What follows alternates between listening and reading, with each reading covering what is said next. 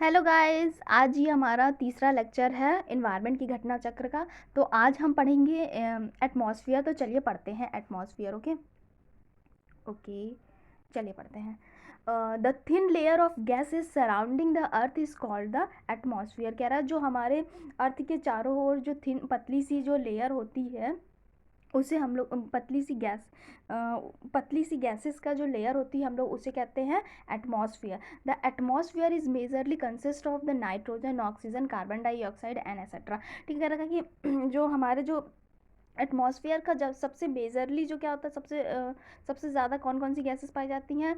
Nitrogen, oxygen और carbon dioxide, और भी गैसेस होती हैं। ठीक है, the air around us is a mixture of gases. जो हमारे चारों ओर की जो एयर है वो क्या होता है? वो गैसेस का मिक्सचर होती है। ठीक है, यहाँ पर दिखाया गया है हमको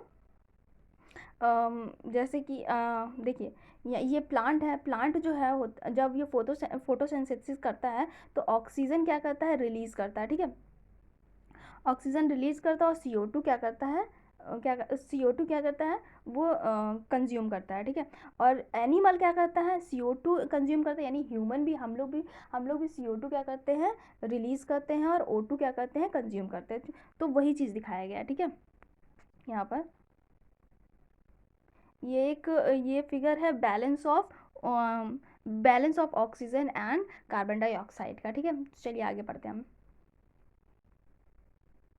ये यहाँ पर उनके पार्ट्स दिए हुए, मतलब कितने कितने परसेंट है एयर। ठीक है ना। The share of the various gases is a composition of air is as follows. देखिए क्या क्या क्या है। नाइट्रोजन है 78.008%, ऑक्सीजन है 20.95%, और बाकी का आप देख लीजिएगा। ठीक है, हाइड्रोजन जैसे कि है वो 0.0005% है। ठीक है, बाकी मैं इसका PDF दे दूंगी, आप लोग देख लीजिएगा। ठीक है, nitrogen is the most abundant gas available in the environment. सबसे ज़्यादा क्या होता है? गैस जो है वो नाइट्रोजन ही हमारे इन्वायरमेंट पे रहती है। ठीक है ना। We need oxygen to survive and therefore we depend on the plant and trees for our survival. कह रहा है कि हमें तो ज़रूरत होती है ऑक्सीजन की, इसलिए हम क्या करते हैं? हम लोग डिपेंडेंट किस पे रहते हैं? प्लांट्स और ट्री पर, अपने सर्वाइवल के लिए। ठीक है ना। The plant and trees goes through the process of the photosynthesis के थ्रू क्या करती हैं? वो लोग अपना फूड बनाते हैं। ठीक है ना। Photosynthesis to prepare food for themselves. ठीक है, in this process they consume the CO2 present in the atmosphere and release the oxygen in the atmosphere. ठीक है, ये फोटोसिंथेसिस में क्या करती हैं कि ये CO2 क्या करती? कंज्यूम करती हैं, और ऑक्सीजन जो होती हैं वो एटमॉस्फेयर में रिलीज करती है। The United Nation has identified the 17 sustainable development goal which have been released by the year 2013। This goal are, कह रहा है कि जो यूनाइटेड नेशन ने 17 सस्टेनेबल डेवलपमेंट गोल क्या किए हैं? आइडेंटिफाई किए हैं, जिसको हम लोग को अचीव करना है 2030 तक। ठीक है ना। और ये जो गोल मैं बता रही हूँ, जैसे कि फर्स्ट पर क्या है, सेकंड पर क्या है, थर्ड पर क्या है, ये इसे ऐसे ही याद करना है कि फर्स्ट नंबर पे है नो पॉवर्टी। ठीक है, नो पॉवर्टी ऐसा। हाँ, तो फर्स्ट नंबर पे नो पॉवर्टी है। तो इसमें देख लेते हैं हम लोग क्या लिखा है। And poverty in all it's form everywhere. इस मतलब पॉवर्टी के सभी फॉर्म्स को क्या करना है? सभी जगह से हटाना है। ठीक है, एंड करना है। ज़ीरो हंगर, दूसरे नंबर पे ज़ीरो हंगर है। And hunger achieve food security and improve the nutrition and promote the sustainable agriculture. ठीक है, एंड करना है हंगर को, अचीव करना है फूड सिक्योरिटी को, एंड इम्प्रूव करना है न्यूट्रिशन एंड प्रमोट करना है सस्टेनेबल एग्रीकल्चर को। ठीक है, तीसरे नंबर पर याद रखिएगा गुड हेल्थ एंड वेलबींग है। ठीक है ना। इंश्योर करना है healthy lives and promote wellbeing for all at all ages. ठीक है ना। क्या करना है कि हेल्थी लिव्स को, मतलब कि सभी लोग हेल्थी रहें, और प्रमोट करना है वेलबींग सभी एजेस के लिए, कि सभी एजेस के लिए क्या करना है? वेलबींग प्रमोट करना है। ठीक है, नंबर 4 पे क्या है, क्वालिटी एजुकेशन प्रोवाइड करना है। यहाँ पे क्या लिखा है, ensure inclusive and equitable education to promote the life long learning opportunity for all. कह रहा है कि एंश्योर ये करना है कि हमको इंक्लूसिव और इक्विटेबल एजुकेशन प्रमोट करना है लाइफ लॉन्ग लर्निंग के लिए, ठीक है, लाइफ लॉन्ग लर्निंग की अपॉर्चुनिटी प्रोवाइड करना है सबको, ठीक है। नंबर 5 की क्या है, नंबर 5 पे क्या है, जेंडर इक्वालिटी है। To achieve the gender equality and empower the all girls, all women and girls, ठीक है ना। जो अचीव करना है जेंडर इक्वालिटी को, जैसे कि जो हम जेंडर इक्वालिटी में काफ़ी हमने देखा हुआ है कि मतलब कि हमें देखिए अचीव करना है जेंडर इक्वालिटी एंड एम्पावर करना है गर्ल्स और वुमेन्स को, ठीक है ना। और छठे नंबर पे है क्लीन वाटर एंड सैनिटेशन। क्या करना है, इंश्योर करना है availability and sustainable management of water and sanitation for all, ठीक है ना, सबके लिए अवेलेबल कराना है, ठीक है ना, वाटर और सैनिटेशन सबके लिए, वाटर और सैनिटेशन सबके लिए अवेलेबल कराना है। नंबर 7 के पे क्या है, अफोर्डेबल एंड क्लीन एनर्जी, ठीक है, ensure the access to affordable sorry ensure करना है affordable, reliable and sustainable, affordable, reliable, sustainable and modern energy for all, ठीक है ना।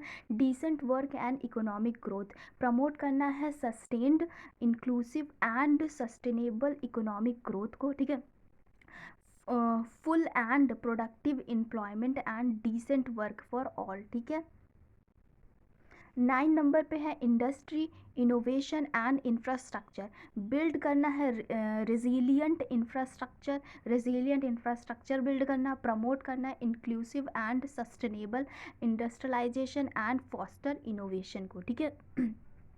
10वें नंबर पे क्या है, रिड्यूस करना है reduce inequality with in and among countries, ठीक है ना, अपने में से और मतलब अपने में से भी और सभी कंट्रीज में से, ठीक है।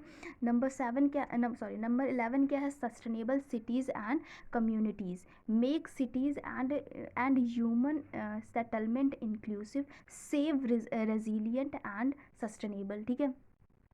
नंबर 12 पे क्या है,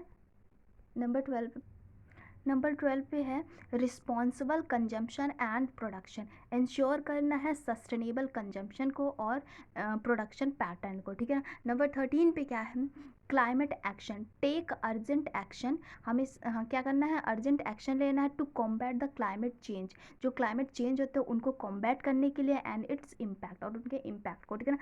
लाइफ बिलो वाटर, ठीक है, लाइफ बिलो वाटर में कंजर्व एंड सस्टेनेबली यूज़ करना है the ocean seas and marine resources को, ठीक है ना। जो ओशियंस के हैं, सीज़ के हैं और मरीन के जो रिसोर्सेज हैं उनको अच्छी मतलब कि कंजर्व करना और सस्टेनेबल यूज़ करना है, ठीक है ना, फॉर द सस्टेनेबल डेवलपमेंट के लिए, ठीक है है ना। Life on land, life and land में क्या है, कॉम्बैट करना है डिजर्टिफिकेशन को, sustainably manage the forests, half and reserve land degradation and health sorry और एंड हेल्थ बायोडाइवर्सिटी लॉस, ठीक है ना। नंबर 16 पे क्या है, peace and justice strong institution, promote करना है peaceful and inclusive societies and provide करना है एक्सेस टू जस्टिस, ठीक है। और पार्टनरशिप टू अचीव द गोल, किसके साथ पार्टनरशिप ऑफकोर्स हमको रखना पड़ेगा क्योंकि हमको सस्टेनेबल डेवलपमेंट अचीव करना है, global partnership for the sustainable development, ठीक है। ये 17 हैं ग्लोबल सस्टेनेबल डेवलपमेंट, ये इन्हीं के नंबर से याद रखना है, ठीक है। A sustainable development goal, the index has also been initiated to manage the progress made by the various countries in the direction of achieving these goals. कह रहा है कि जो ये जो सस्टेनेबल डेवलपमेंट गोल है उसमें क्या किया गया है, इसके प्रोग्रेस को और कंट्रीज़ को डायरेक्शन देने के लिए क्या किया गया है, इंडेक्स प्रिपेयर किया गया है उसको प्रोग्रेस में लाने के लिए। इन 2020 India was placed at the, कह रहा है 2020 में क्या था, इंडिया जो था वो 117वीं रैंक पे था, फौजी और 166 सिटीज़ की रैंकिंग हुई थी, जिसमें कि इंडिया जो है वो 117वीं रैंक पे था। ये 2020 का डेटा है, याद रखिएगा, ठीक है ना। 2020 में जो सस्टेनेबल डेवलपमेंट गोल का जो इंडेक्स रिपोर्ट आई थी, उसमें क्या हुआ था, उसमें सबसे पहले नंबर पे था स्वीडन था, दूसरे नंबर पे डेनमार्क था, तीसरे नंबर पे फिनलैंड था। बस इतना याद रखिए। वैसे ये 2020 का है तो इतना इम्पोर्टेंट नहीं है, बाकी आप देख लीजिएगा, ठीक है। और इंडिया का तो पता ही है, इंडिया जो था वो 117वीं रैंक पे था, ठीक है। अब सस्टेनेबल फार्मिंग क्या है? Sustainable farming is also an important aspects of sustainable development, ठीक है। सस्टेनेबल डेवलपमेंट के लिए क्या है कि सस्टेनेबल फार्मिंग भी बहुत अच्छी होनी चाहिए। It is notable that UNO declared the year 2003 as a sustainable development year. 2003 में क्या हुआ कि 2003 में जो सस्टेनेबल फार्मिंग को यूएनओ ने क्या किया, डिक्लेयर किया, ठीक है, इस ईयर का, ठीक है। Sustainable agriculture is the production of food. क्या है sustainable agriculture? Production of food, fibre and और अदर प्लांट और other animal products using the farming techniques that promotes the environment, public health, human communities and animal welfare. कह रहा है कि sustainable agriculture के में क्या करना, फूड के प्रोडक्शन करना, प्लांट्स, फाइबर और एनिमल्स के प्रोडक्ट्स को यूज़ करना फार्मिंग टेक्निक्स के थ्रू, ठीक है। और हेल्थ और ह्यूमन कम्युनिटीज़ के वेलफेयर के लिए काम करना, इन्वायरमेंट को प्रोटेक्ट करना, ठीक है। In short it is proper utilisation of the land without affecting the environment. कह रहा है कि इसमें क्या है, शॉर्टली इसमें ये बताया गया कि प्रॉपर यूटिलाइज करना बिना इन्वायरमेंट को अफेक्ट किए, so that it's quality remains intact, जिससे कि उसकी क्वालिटी जो है वो बनी रहे, ख़राब ना हो, ठीक है। Use of the chemical fertiliser and the pesticide has the adversely affected the soil health की। ये जब आप ज़्यादा केमिकल फर्टिलाइज़र और पेस्टिसाइड्स का यूज़ करेंगे तो इससे सॉइल की हेल्थ को अफेक्ट पहुंचेगा, ऑफकोर्स ख़राब होगी वो। To cope up with this national mission for the sustainable agriculture has been formulated. इस चीज़ से निपटने के लिए जो national mission for sustainable agriculture has been formulated, उसने फॉर्मुलेट किया है for enhancing the agriculture productivity को बढ़ाने के लिए, वाटर यूज़ इफ़िशेंसी, वाटर को इफ़िशेंट मैनर में यूज़ करने के लिए, promoting the nutrient management and livelihood diversification through the adoption of the sustainable development pathway, ठीक है। Sustainable development